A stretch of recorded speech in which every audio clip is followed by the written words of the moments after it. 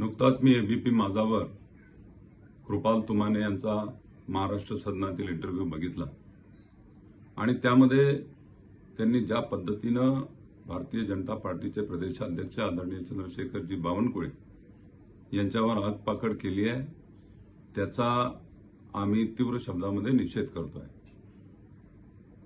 माननीय कृपालजी तुमाने यांना रामटेक लोकसभा निर्वाचन क्षेत्रामध्ये 2014-2019 मध्ये खासदार करण्यामध्ये माझ्यासहित भारतीय जनता पार्टीच्या अनेक कार्यकर्त्यांनी अतिशय मोठं काम केलेलं आहे आणि निश्चितपणे याही वेळेस त्यांनी उमेदवारी आणली असती तर आम्ही त्यांचं काम केलं असतं। त्यांना उमेदवारी देणं न देणं हा शिवसेनेचा प्रश्न आहे।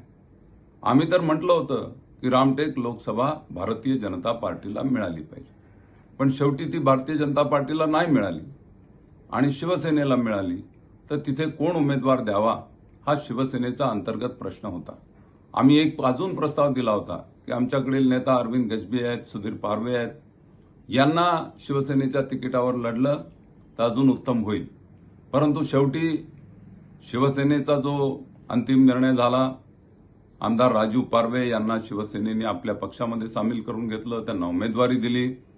त्यांचं पण काम तेवढ्याच ताकदीने भारतीय जनता पार्टीच्या सगळ्या कार्यकर्त्यांनी केलेलं आहे आणि म्हणून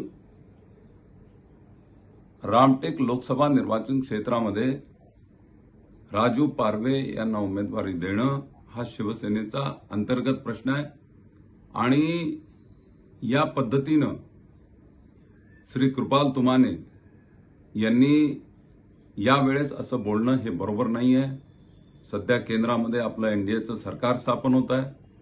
माननीय मुख्यमंत्री एकनाथजी शिंदे यांच्या सहित सर्व नेते हे एनडीएमध्ये सरकार स्थापन करण्यासाठी काम करायला चाललेले आहेत आणि अशा वेळेस अशा प्रकारची टीका टिप्पणी करणं यामुळे राज्यातील वातावरण विनाकारण खराब होण्याची शक्यता आहे आणि म्हणून मी कृपाल तुमाने यांना विनंती करतो की अशा प्रकारे आपण विनाकारण कोणावरही टीका टिप्पणी करू नये आणि आमचं तर स्पष्ट म्हणणं आहे की जो उमेदवार देईल त्या उमेदवारासाठी आम्ही काम करू आणि भविष्यामध्ये कृपाल तुमाने यांना सुद्धा अनेक प्रकारच्या संधी या उपलब्ध राहणार आहेत आणि म्हणून अशा पद्धतीनं टीका टिप्पणी करणं हे काही योग्य नाही।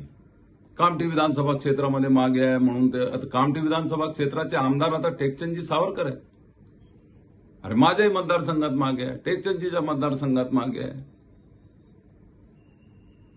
याचा बावनकुळे साहेबाशी काही संबंध नाही। बावनकुळे साहेबासहित आम्ही सगळ्यांनी कष्ट उपसले, काम केलं, इमानदारीने काम केलं।